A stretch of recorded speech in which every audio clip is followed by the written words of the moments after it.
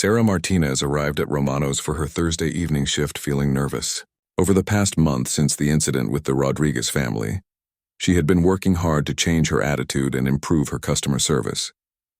Tony had given her a second chance, but she knew she was still on thin ice. She had taken a customer service course at the community college, read books about unconscious bias, and practiced treating every customer with equal respect and attention. The other servers had noticed the change in her behavior, and some customers had even complimented her improved service. But Sarah still felt ashamed every time she remembered that awful night. She had let her assumptions and prejudices control her actions, and she had treated a lovely family terribly. She had learned that the Rodriguez family had ended up having a wonderful dinner, but she knew that was no thanks to her. As Sarah tied her apron and checked the reservation book, she noticed that Tony had called a staff meeting for before the dinner service. This was unusual. Staff meetings normally happened on Monday mornings when the restaurant was closed. "I wonder what this is about," said Jake, who was setting up his section nearby. "Maybe they're changing the menu," suggested Lisa. "Chef Romano has been experimenting with some new pasta dishes." Roberto, the senior server, shook his head. "I think it's something bigger than that." Tony seemed really excited about something earlier today. At 5:30, all the servers, kitchen staff, and hostesses gathered in the main dining room. Tony stood at the front of the group with a big smile on his face. His father, Antonio Sr., was also there, looking happier and more relaxed than Sarah had seen him in months. "Thank you all for coming," Tony began. "I have some very exciting news to share with everyone. As many of you know, my father has been considering retirement due to health concerns. We've been worried about the future of Romano's and what that might mean for all of you." Sarah felt a knot of anxiety in her stomach. Was the restaurant closing? Would she lose her job just when she was starting to turn things around? "I'm happy to announce," Tony continued, "that Romano's has entered into a partnership with Rodriguez Hospitality Group. This partnership will allow us to maintain everything that makes Romano's special while also providing us with resources for growth and improvement." There were murmurs of surprise and curiosity from the staff. Rodriguez Hospitality Group was well known in the region for their high-quality restaurants and hotels. "I'd like you all to meet our new partners," Tony said, gesturing toward the back of the room. Sarah turned around with the rest of the staff, and her blood ran cold. Walking into the dining room were Miguel and Carmen Rodriguez, the same couple she had treated so badly 4 weeks earlier. They were dressed more formally than they had been that night, but Sarah recognized them immediately. The room seemed to spin around her. The family she had refused to serve, the people she had judged and dismissed, were now part owners of the restaurant where she worked. Sarah felt her face turn bright red as memories of her rude behavior flooded back. Miguel Rodriguez stepped forward with a warm smile. "Hello, everyone. "Carmen and I are excited to be working with the Romano family to ensure that Romano's continues to be one of the finest restaurants in the area." Sarah noticed that several of her co-workers were looking confused, trying to figure out why she looked so shocked. Jake, who had witnessed part of the incident that night, was putting the pieces together and his eyes were widening. "Mr. and Mrs. Rodriguez bring years of experience in the hospitality industry," Tony continued. "They're committed to maintaining Romano's family atmosphere while also investing in better equipment, expanded benefits for all staff, and new training opportunities." Carmen spoke next. "We believe that the most important part of any restaurant is the people who work there. We want to support each of you in providing the best possible service to every customer who walks through our doors." The emphasis on every customer was not lost on Sarah. She felt like Carmen was speaking directly to her, though the older woman's tone was kind rather than accusatory. Miguel addressed the group again. "We have high standards for how customers should be treated at our establishments. Everyone who comes to Romano's should feel welcome and valued, regardless of their appearance, background, or any other factor. This is not just good business, it's the right thing to do." Sarah wanted to disappear. She knew that Miguel and Carmen could have fired her immediately after becoming partners in the restaurant. The fact that they hadn't suggested they were giving her another chance, but Sarah also knew she would have to prove herself worthy of that chance. "Are there any questions?" Tony asked the group. Roberto raised his hand. "Will there be changes to how we do things day to day?" "Very few changes to start with," Miguel replied. "We want to learn more about your current operations before making any adjustments. The goal is to enhance what's already working well, not to change what makes Romano's special. After the meeting ended and most of the staff had dispersed to prepare for the evening service, Sarah found herself standing alone near table 12, the same table where the Rodriguez family had been seated that terrible night. Sarah, came a gentle voice behind her. Sarah turned to see Carmen Rodriguez approaching. She felt tears welling up in her eyes. "Mrs. Rodriguez, I am so sorry about that night. I was wrong and I was rude, and I have no excuse for how I treated your family." Carmen's expression was kind but serious. "I appreciate your apology, Sarah. What happened that night was hurtful, not just to my family but to other customers who witnessed it." "I know," Sarah said, wiping her eyes. "I've been working really hard to change. I took a class about customer service and I've been reading about unconscious bias. I never want to treat anyone that way again." "That's good to hear," Carmen replied. "Second chances are precious gifts, Sarah. Not everyone gets them and not everyone deserves them. Tony believes you can change, and Miguel and I are willing to trust his judgment." Sarah nodded gratefully. "I won't let you down. I promise." "Actions matter more than promises," Carmen said gently. "Show us through your behavior that you've learned from this experience."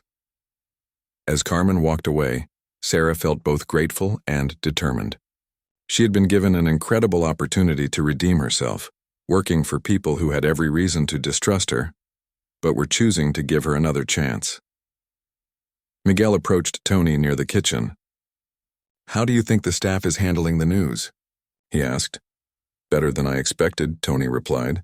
"I think most of them are excited about the opportunities this partnership will bring." "And Sarah?"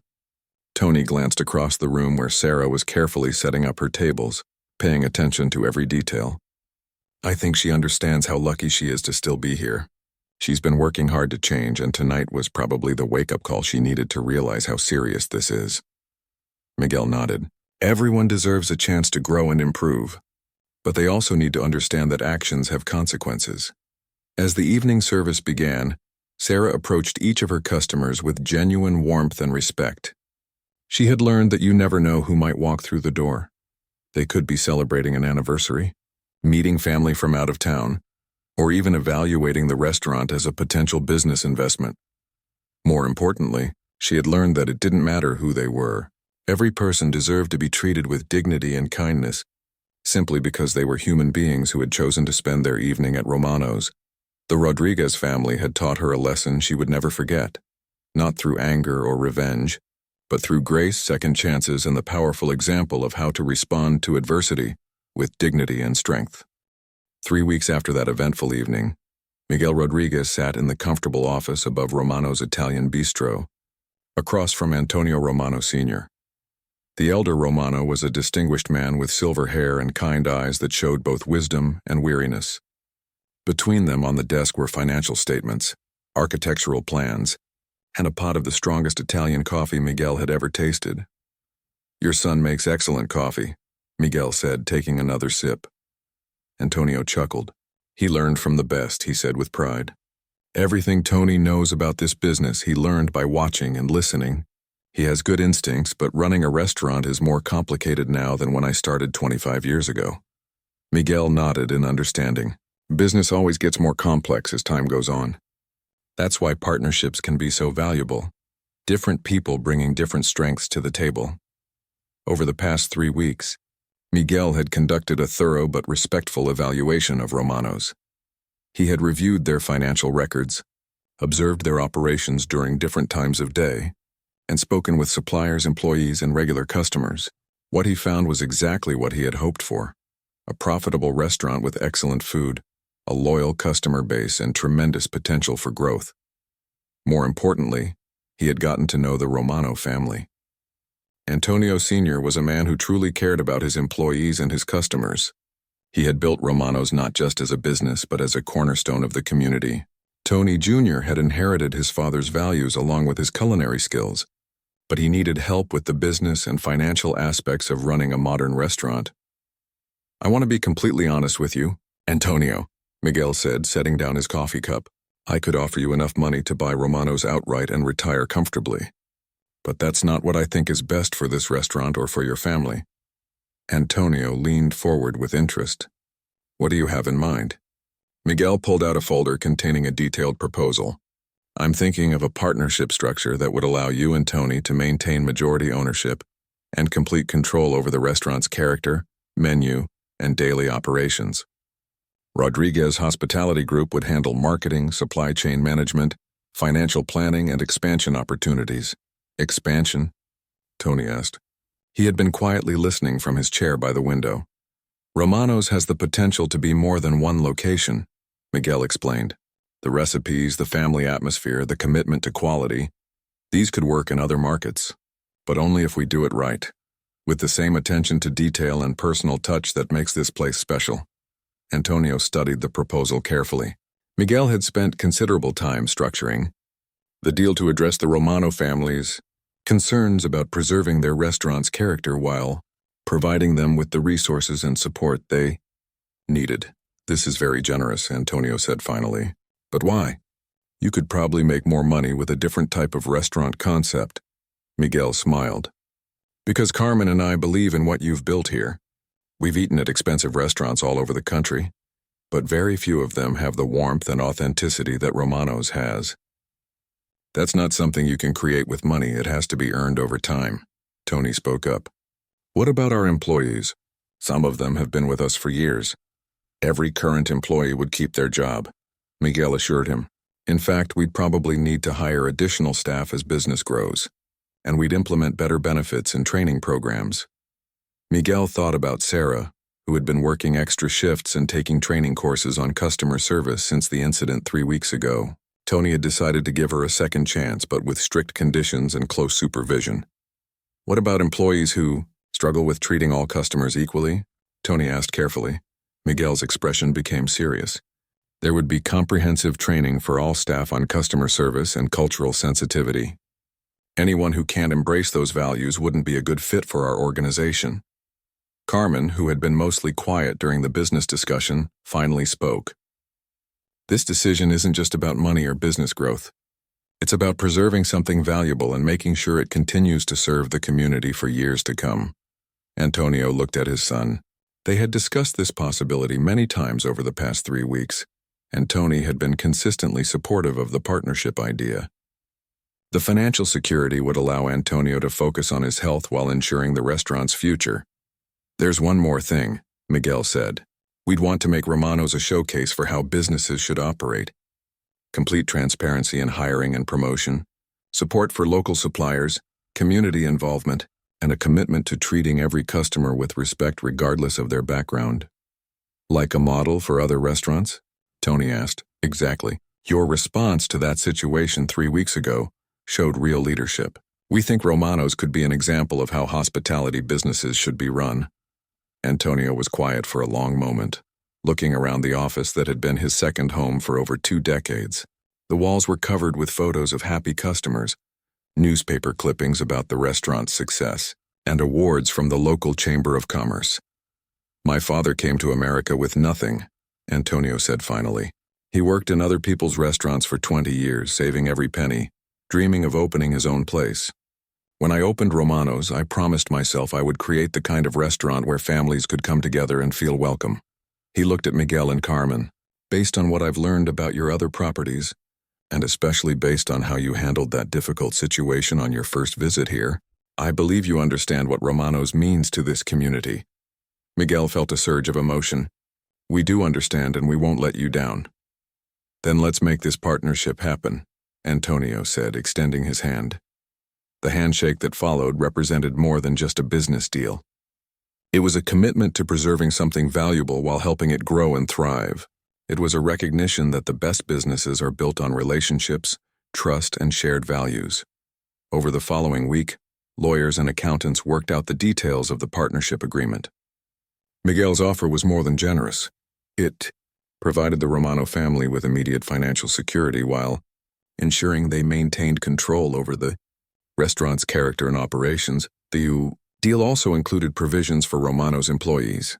Everyone would receive better benefits, additional training opportunities, and profit-sharing bonuses. There would be new equipment for the kitchen, updated technology for reservations and payments, and a marketing budget to help attract new customers while keeping the loyal regulars happy. When the papers were finally signed, Antonio Romano Sr. felt a weight lift from his shoulders. His restaurant would continue to thrive, his son would have the support he needed to succeed, and his employees would have more opportunities than ever before. Miguel Rodriguez had found exactly what he was looking for. Not just a profitable investment, but a chance to be part of something meaningful that would serve the community for generations to come. As the evening drew to a close, the Rodriguez family was finishing their dessert course. Diego had gotten his chocolate lava cake and was practically glowing with happiness. Sophia was sharing a tiramisu with her mother, and Miguel was savoring a perfectly brewed espresso. The transformation from their earlier experience was remarkable. Tony Romano Jr. had been keeping an eye on Table 2 throughout the evening, making sure everything was going smoothly.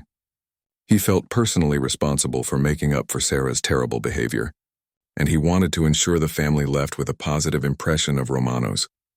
During a quiet moment, Tony approached their table one final time. "How was everything this evening?" he asked genuinely. "I hope we were able to turn your anniversary celebration into something special." Carmen smiled warmly. "The food was absolutely wonderful," she said. "And Roberto has been an excellent server. You should be very proud of him." "He's one of our best," Tony agreed. "He's been with us for 8 years and he truly cares about every customer." Miguel leaned back in his chair, looking relaxed and content. "Tony, can I ask you something?" he said. "Of course," Tony replied, pulling up a chair to sit with them for a moment. "How long have you been managing Romanos?" Miguel asked. "About 5 years now," Tony answered. "My father opened this place 25 years ago when he first came to America from Italy.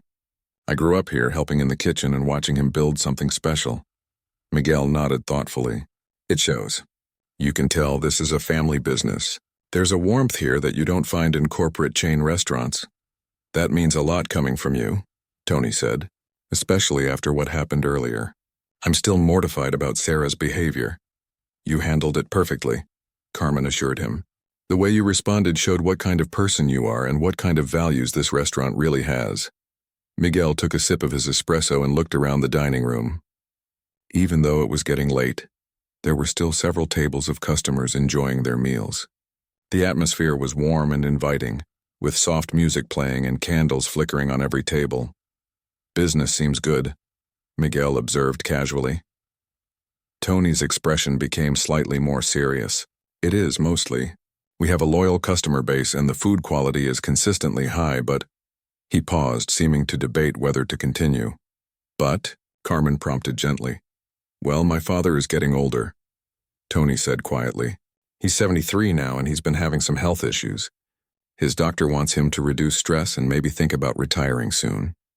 Miguel leaned forward with interest. "And you? Are you planning to take over completely?" Tony sighed. "That's the complicated part. I love this restaurant, and I'd hate to see it sold to someone who doesn't understand what makes it special. But running a restaurant is incredibly demanding, and I'm not sure I can handle all the financial and business aspects the way my father has." "Have you considered bringing in a partner?" Miguel asked. "Someone who could handle the business side while you focus on operations and maintaining the family atmosphere?" Tony looked surprised by the suggestion. "I hadn't really thought about that possibility. Most people who approach us about buying the restaurant are big corporations or chain operators. They're not interested in keeping the character of the place." Miguel and Carmen exchanged a glance. Sophia and Diego were listening to the conversation with curiosity, wondering why their parents seemed so interested in restaurant business details. "What if I told you," Miguel said carefully, "that there are other options? People who understand the value of family-owned businesses and want to preserve what makes them special?" Tony looked puzzled. "What do you mean?" Miguel reached into his wallet and pulled out a business card. He hesitated for a moment, then handed it to Tony. "This might surprise you," he said. Tony took the card and read it. His eyes widened in shock. The card read, "Miguel Rodriguez, CEO, Rodriguez Hospitality Group." Below that was a list of restaurants, hotels, and entertainment venues across 3 states. You're Miguel Rodriguez?" Tony stammered. "The Rodriguez who owns the Grande Vista Hotel chain and Corazon Restaurant Group?" Miguel nodded quietly. "Among other things, yes." Tony stared at the card, then looked back at the family sitting at his table. "But," You're dressed so. He stopped himself, realizing he was about to make the same mistake Sarah had made. Simply, Carmen finished with a gentle smile. We prefer to live modestly despite our business success. It keeps us grounded and reminds us where we came from. Tony's mind was racing. Miguel Rodriguez was one of the most successful businessmen in the region. His restaurant group was known for acquiring family-owned establishments and preserving their character, while providing them with the resources to grow and thrive. Were you here tonight to scout Romano's? Tony asked. Originally, yes, Miguel admitted. I'd heard good things about your restaurant, and I'd also heard rumors that your father might be considering selling. I wanted to experience Romano's as a regular customer first. I bet you weren't expecting what happened with Sarah, Tony said, still processing this revelation. Miguel shook his head. No, but in a way it taught me more about your restaurant than any business report could have. I saw what happens when an employee doesn't reflect your values, but more importantly, I saw how quickly and professionally you handled the situation. Diego looked confused. Dad, are you saying you might buy this restaurant? I'm saying I might be interested in discussing a partnership, Miguel corrected. Something that would allow Tony and his father to maintain control of the restaurant's character while getting the business support they need. Sophia was staring at her parents with new understanding. Is this why you always tell us to treat everyone with respect? Because you never know who they might be? Carmen laughed. No, mija. We tell you to treat everyone with respect because it's the right thing to do, regardless of who they are. Tony was still holding the business card, looking stunned. Mr. Rodriguez, I don't know what to say. This is not at all what I expected when I came over to check on your dinner. Call me Miguel, he said with a smile. And don't say anything yet. If you're interested, we could arrange a time to sit down properly and discuss possibilities. No pressure at all. I would need to talk to my father, Tony said. Of course, Miguel replied. Family decisions should always be made together. As Tony stood up from the table, still looking dazed, Miguel added, And Tony? What happened with Sarah tonight doesn't change my interest in Romano's. If anything, your response to that situation showed me exactly the kind of person I'd want to work with. Tony walked back toward the kitchen, his mind spinning with possibilities he had never imagined when the evening began. The family that had been so rudely treated by his server might just be the answer to his father's retirement dreams and the restaurant's future. As the Rodriguez family settled into their new table by the window, the atmosphere around them began to change. Roberto, their new server, was everything Sarah had not been, attentive, respectful, and genuinely interested in making their evening special. He brought them sparkling water with lemon and took time to explain the menu specialties. The osso buco is our signature dish, Roberto said warmly. Chef Romano has been perfecting the recipe for 20 years. And if you enjoy seafood, the cioppino is made with fresh fish that comes in daily from the coast. Carmen smiled at Roberto's enthusiasm. Everything sounds wonderful, she said. It's been a long time since we've been somewhere this nice. What Roberto and the other staff didn't know was that Carmen was being modest. The Rodriguez family had actually eaten at some of the finest restaurants in the country. Miguel's business had taken them to New York, Los Angeles, and Chicago, where they had dined at Michelin-starred establishments and exclusive clubs. But those trips were for business. Tonight was personal. Tonight was about celebrating their love and their family in a place that had been recommended by friends. They had specifically chosen Romano's because they had heard it was a family-owned restaurant with heart and character, not just expensive food. As they looked over the menu, Sophia began to relax for the first time since they had arrived. Dad, can I really order anything I want? She asked. Miguel chuckled. Mia, when have I ever said no to food that makes you happy? Diego was studying the dessert menu with intense concentration. They have tiramisu, he announced, and gelato, and something called chocolate lava cake. Slow down, mijo, Carmen laughed. Let's start with dinner first.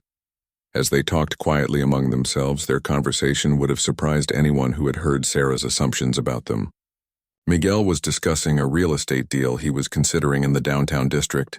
Carmen mentioned a charity board meeting she had the next week. They spoke in the casual way of people who were used to making important decisions and handling significant responsibilities. Miguel Rodriguez was not just any construction worker, as Sarah had assumed from his appearance. He was the owner of Rodriguez Construction and Development, one of the largest construction companies in the state. He had started with nothing 20 years ago, Working as a day laborer and saving every penny he could, slowly he had built his business from a one-man operation to a company that employed over 200 people. Carmen was not just a housewife either. She held a degree in business administration and served as the chief financial officer of Miguel's company. She also ran a non-profit organization that provided scholarships to Hispanic students who wanted to go to college. Her simple dress and old purse were choices, not necessities. But despite their success, Miguel and Carmen had never forgotten where they came from. They had both grown up in families that struggled to pay for basic necessities. Miguel's father had worked in the fields, and Carmen's mother had cleaned office buildings at night to support her children. The values of hard work, humility, and treating everyone with respect had been burned into them from childhood. That's why they dressed simply and drove modest cars. That's why they felt more comfortable in jeans than in expensive suits. And that's why Sarah's treatment of them had hurt so much, not because they couldn't afford to eat at Romano's, but because it reminded them of all the times they had been judged and dismissed because of their background. "You know," Miguel said quietly to Carmen as they waited for their appetizers. "This whole situation tonight has me thinking." "About what?" Carmen asked, though she suspected she knew what he was going to say. "About the restaurant business," Miguel replied. "About how important it is for businesses to train their employees properly. About company culture and values." Carmen nodded. "I was thinking the same thing. The way that manager handled the situation, that showed real leadership. But the fact that it happened in the first place." Sophia looked up from her phone. "Are you guys talking about work stuff again?" she asked with a teenage eye roll.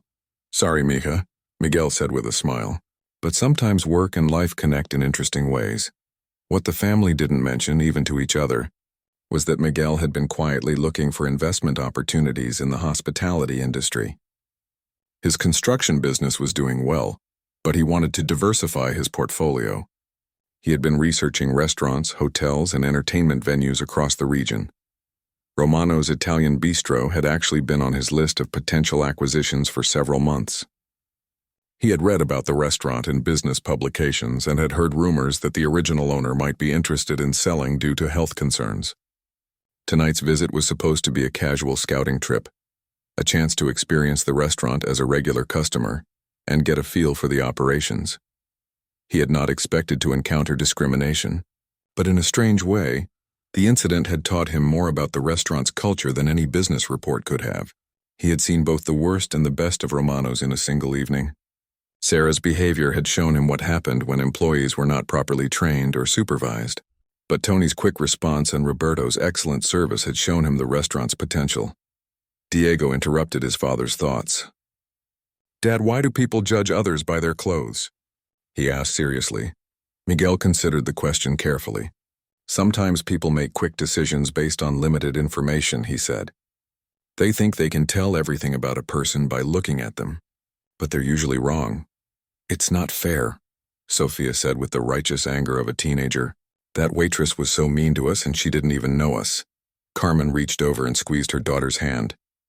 "You're right, it's not fair, but we can't control how other people treat us. We can only control how we respond. And how we treat others," Miguel added. "This experience reminds me why it's so important to judge people by their character, not their appearance."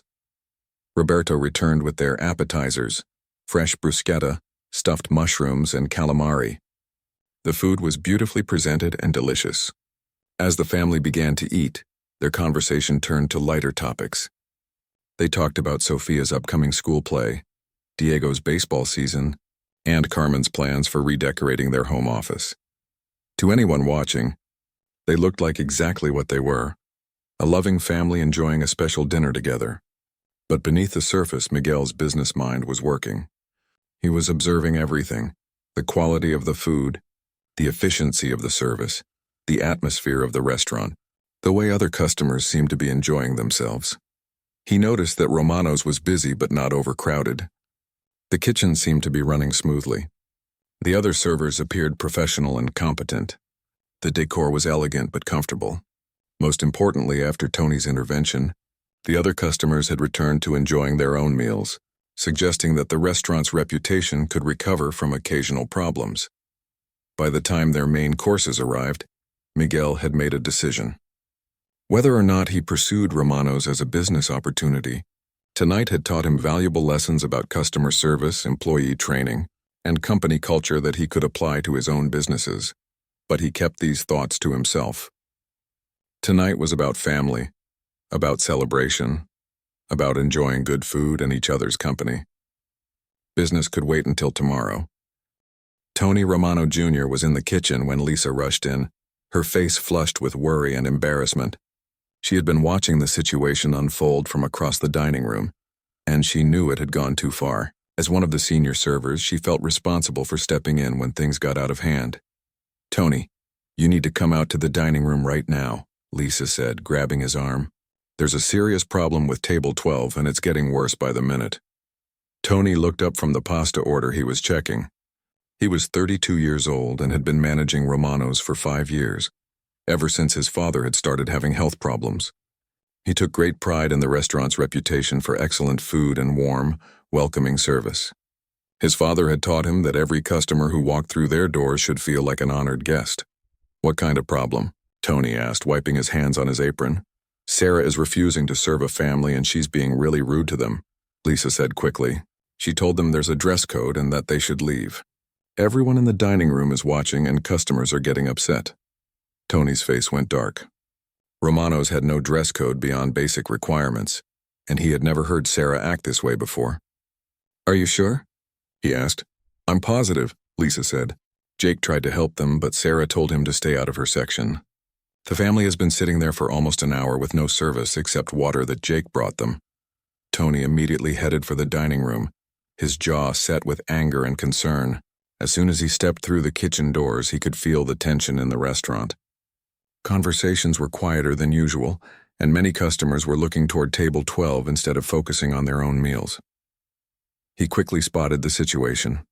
Sarah was standing near table 12, her arms crossed defensively, while a nicely dressed family sat at the table looking calm but clearly upset. Tony could see immediately that there was nothing wrong with how the family was dressed. They looked perfectly appropriate for his restaurant. As Tony walked across the dining room, he noticed several customers watching him hopefully. The elderly woman at table 6 nodded at him encouragingly. The man in the expensive suit who had spoken up earlier looked relieved to see management finally getting involved. "Sarah," Tony said firmly as he approached. "What's going on here?" Sarah turned around and Tony could see the guilt and defensiveness in her eyes. "Oh, hi, Tony," she said, trying to sound casual. "I was just explaining to this family that we're really busy tonight and the kitchen is backed up." Tony looked at the family who were watching him with cautious hope. The father was a big man with kind eyes and calloused hands that spoke of hard work. The mother was beautiful and dignified even though she looked hurt. The two teenagers seemed embarrassed and uncomfortable. "I'm Tony Romano Jr., the manager," he said to the family, extending his hand to the father. "I sincerely apologize for any problems you've experienced tonight." Miguel stood up and shook Tony's hand firmly. "I'm Miguel Rodriguez, and this is my wife Carmen and our children Sofia and Diego. We're here celebrating our wedding anniversary." "Congratulations," Tony said warmly. Then he turned to Sarah with a stern expression. "Sarah, could I speak with you privately for a moment?"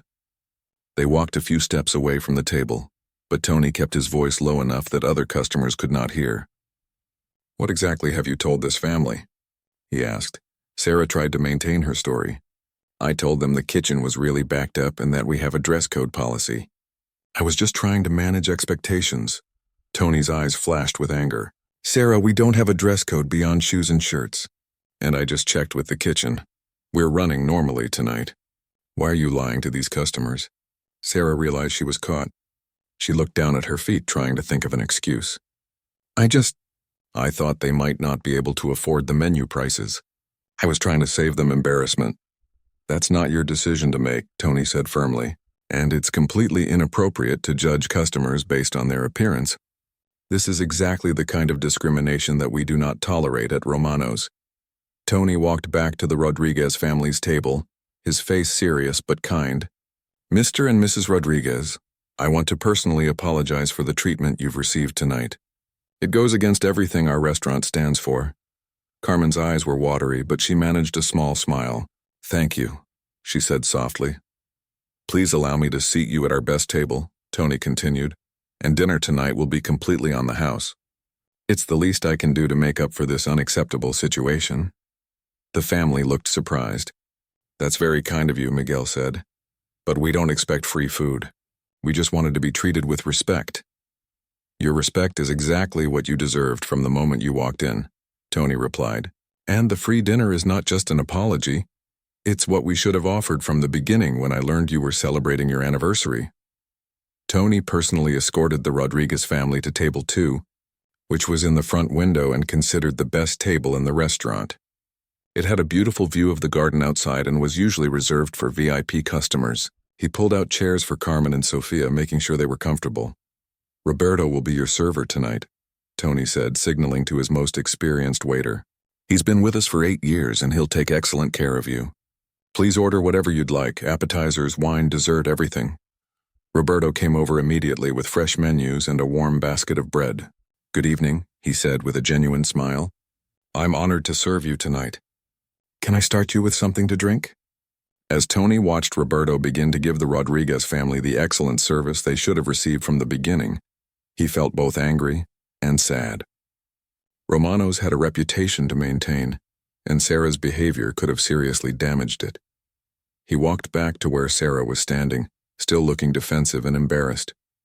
Other servers were watching, and Tony knew this was a teaching moment for everyone. Sarah, what you did tonight was completely unacceptable, he said, making sure his voice was loud enough for other staff members to hear. We serve every customer who comes through our doors with equal respect and courtesy, regardless of how they're dressed or what we think they can afford. Sarah tried to interrupt.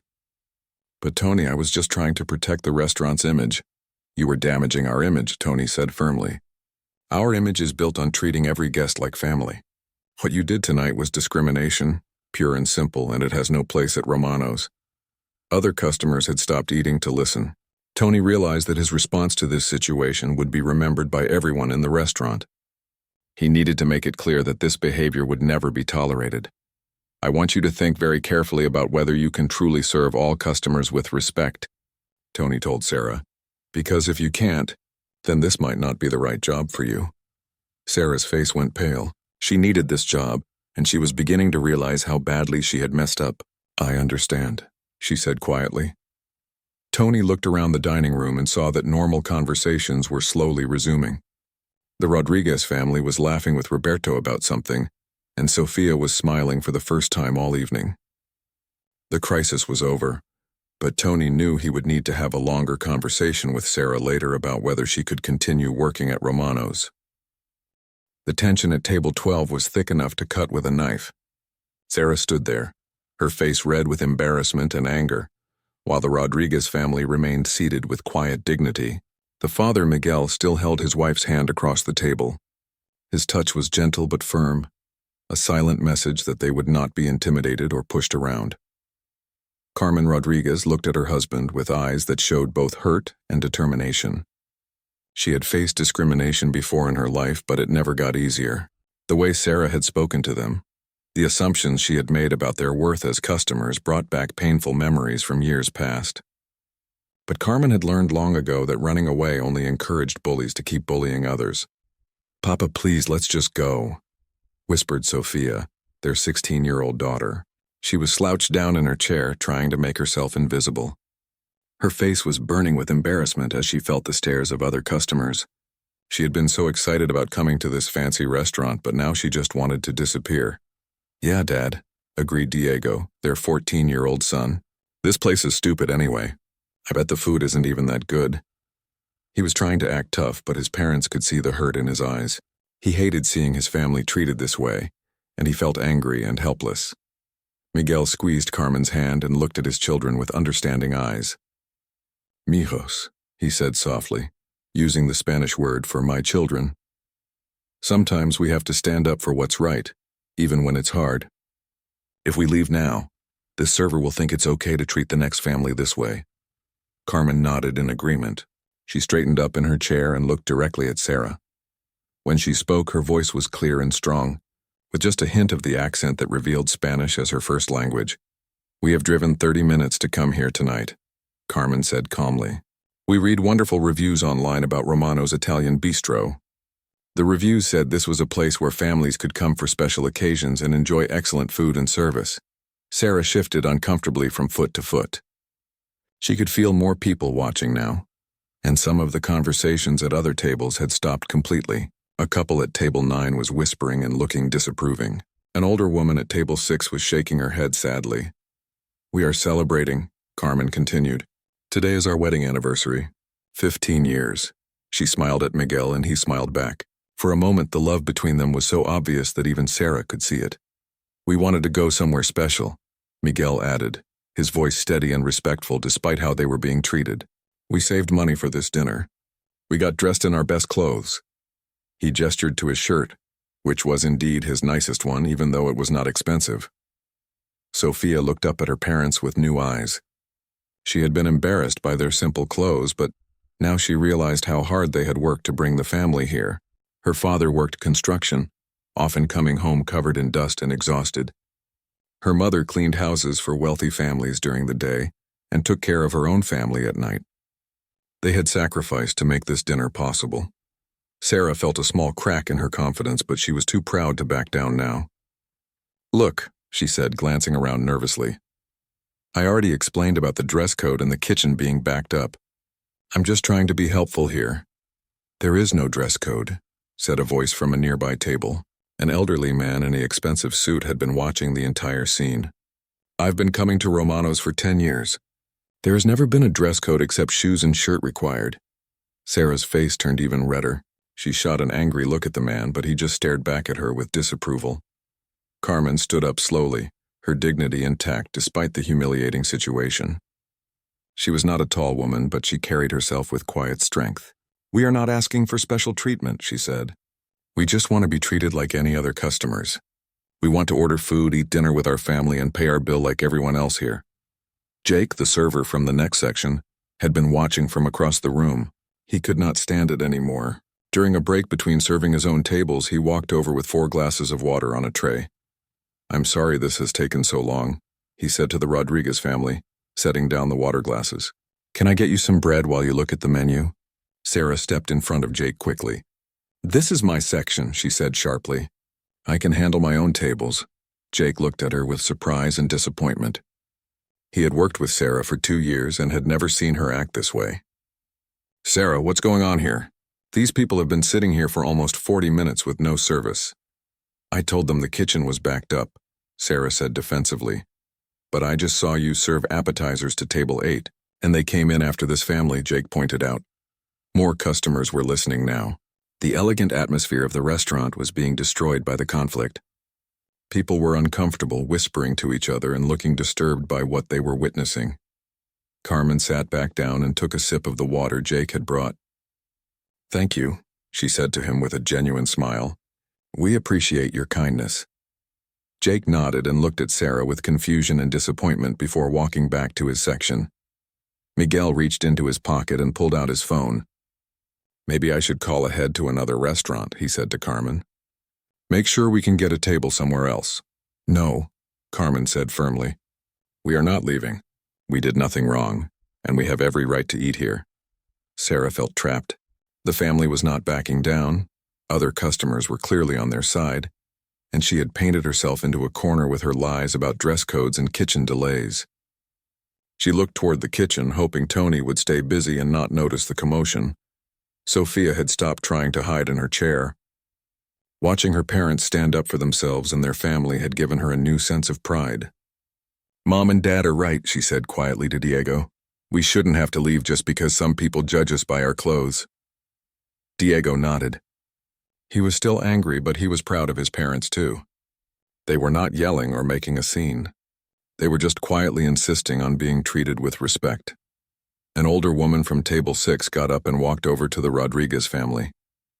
She was well-dressed and clearly had money, but her face was kind.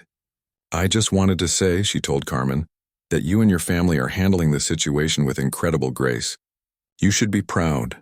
Carmen's eyes filled with tears, but she smiled. "Thank you," she said. "That means a lot." The woman looked at Sarah with stern disapproval before walking back to her table. Sarah realized that everyone in the restaurant was against her now. But instead of apologizing and trying to make things right, She felt more defensive than ever. She had gone too far to turn back now. Sarah decided she had waited long enough. The family at table 12 had been sitting there for almost 30 minutes without any service. She could see that the teenagers were getting restless, and the parents kept looking around the restaurant, clearly wondering what was happening. Instead of going to their table, Sarah walked to the kitchen to pick up an order for table 8. She moved slowly, taking her time to arrange the plates perfectly on her tray. She wanted to look busy in case anyone was watching. When she returned to the dining room, she made sure to walk past table 12 without making eye contact. The girl at the table tried to get Sarah's attention. She raised her hand slightly and smiled hopefully. Sarah pretended not to see her and kept walking. She felt a small bit of guilt, but she pushed it away. She told herself she was doing the right thing for the restaurant. Jake, the server from the next section, was getting worried. He had watched the family sitting there for a long time with no service. During a quiet moment, he approached Sarah near the coffee station. "Hey, Sarah," he said quietly. "That family at table 12 has been waiting forever. Do you want me to help them?" Sarah shook her head quickly. "No, I've got it handled," she said. "They're just looking at the menu still." Jake looked confused.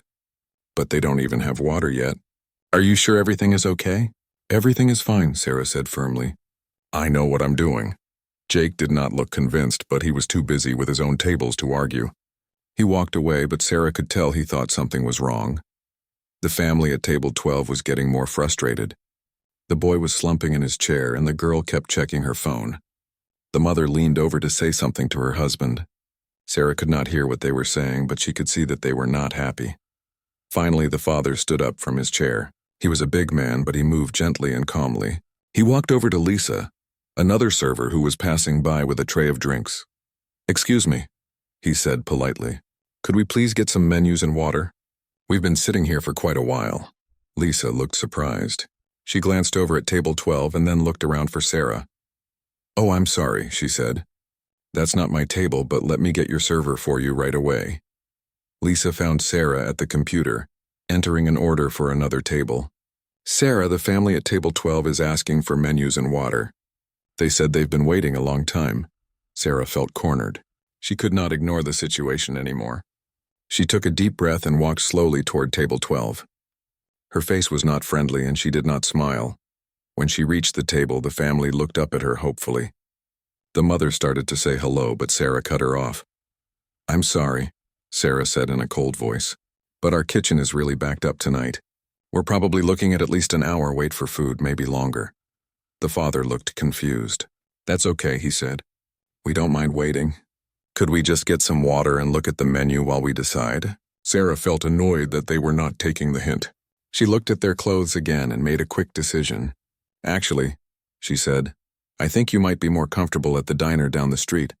They have good food there and it's much more casual." The family exchanged glances. The teenagers looked embarrassed and the mother's face showed hurt. But the father remained calm. "We specifically came here because we heard Romano's has excellent food," he said quietly. "We'd really like to try it." Sarah was getting frustrated. These people were not listening to her. She looked around the restaurant and saw other customers at their tables, eating and enjoying themselves. She felt like this family did not fit in with the elegant atmosphere. "Well," Sarah said, crossing her arms, "we do have certain standards here. There's actually a dress code policy." This was a lie. Romano's had no dress code except for shoes and shirts being required. But Sarah hoped the family would believe her and leave. The mother looked down at her clothes and then back at Sarah. "What's wrong with how we're dressed?" she asked softly. Sarah felt mean, but she had gone too far to back down now. "This is an upscale restaurant," she said. "We prefer customers who dress appropriately for fine dining." The boy at the table looked like he wanted to disappear. The girl whispered to her parents, "Can we just go? This is embarrassing," but the father stayed calm. "I'd like to speak to your manager," he said firmly but politely. Sarah's heart started beating faster. She did not want Tony to get involved. He might not understand why she was doing this. "The manager is very busy right now," she said quickly. "He's dealing with kitchen issues." "Then we'll wait," the father said. He sat back down in his chair. "We're not in a hurry." Sarah felt panic rising in her chest. This was not going the way she wanted. She looked around the restaurant and saw that other customers were starting to notice the conversation. Some people at nearby tables were watching with curious expressions. "Look," Sarah said, lowering her voice but keeping it firm. "I really think it would be better if you found somewhere else to eat tonight. We're just too busy, and with the dress code issue." The mother spoke up for the first time since Sarah had arrived at the table. "We have every right to eat here," she said. Her voice was quiet, but there was strength in it. "We drove 30 minutes to come to this restaurant specifically." Sarah felt defensive. She was used to being in control of her section, and she did not like being challenged. "I'm just trying to help you avoid disappointment," she said. "The food is expensive here, and with the long wait times, we can afford to eat here," the father said calmly. "And we don't mind waiting for good food." Other diners were definitely watching now. Sarah could feel their eyes on her, and she realized the situation was getting out of hand. But instead of apologizing and bringing the family menus, she doubled down on her decision. "I'm sorry, but I really think you should leave," she said more loudly than she intended. "We're just not able to serve you tonight." The restaurant seemed to get quieter. Conversations at other tables stopped as people turned to look at what was happening. Sarah felt all the attention on her, but she convinced herself she was doing the right thing. These people did not belong here, and everyone could see that. The family sat in shocked silence for a moment. Then the father reached over and took his wife's hand. "We're staying," he said quietly but firmly. "And we're going to wait for the manager." Sarah Martinez wiped down the last table in her section and looked at the clock on the wall. It was 6:30 on a Friday night, and Romano's Italian bistro was getting busy. The dinner rush was about to start, and Sarah knew this was her chance to make good money. She had been working at this restaurant for 3 years, and she knew exactly which customers would tip well and which ones would not. Sarah was 26 years old and had dreams of saving enough money to go back to school. Every dollar mattered to her. She worked hard to give good service to customers who she thought would pay her well. She had learned to spot the big spenders the moment they walked through the door. The expensive clothes, the fancy watches, the confident way they carried themselves. These were the people who would leave 20% tips or more. The restaurant was beautiful that evening. Soft music played in the background and candles flickered on every table. The smell of garlic and fresh herbs filled the air. Romano's was known as one of the nicest restaurants in town. People came here for special occasions like birthdays and anniversaries. The prices were high, but the food was worth it. Sarah straightened her black uniform and checked her reflection in the mirror behind the bar. Her dark hair was pulled back in a neat ponytail, and her makeup was perfect. She took pride in looking professional. She wanted customers to see that she belonged in this upscale place. The front door opened, and Sarah looked up to see who was coming in. Her heart sank a little when she saw the family walking through the entrance. There was a man who looked to be in his 40s, a woman about the same age, and 2 teenagers, a boy and a girl. They were dressed very simply. The man wore old jeans and a plain button-down shirt that had seen better days. His work boots were scuffed and worn. The woman had on a simple dress that looked like it came from a discount store. She carried a purse that was clearly old and used. The teenagers looked uncomfortable. The girl, who seemed to be about 16, kept looking around nervously. She wore jeans and a basic t-shirt. The boy, maybe 14, had on clothes that were clean but obviously not expensive. Sarah could tell they felt out of place in the fancy restaurant. Sarah watched as Maria, the hostess, greeted the family with a warm smile. Maria was always friendly to everyone who came in. She did not care what people wore or how much money they had. But Sarah was different.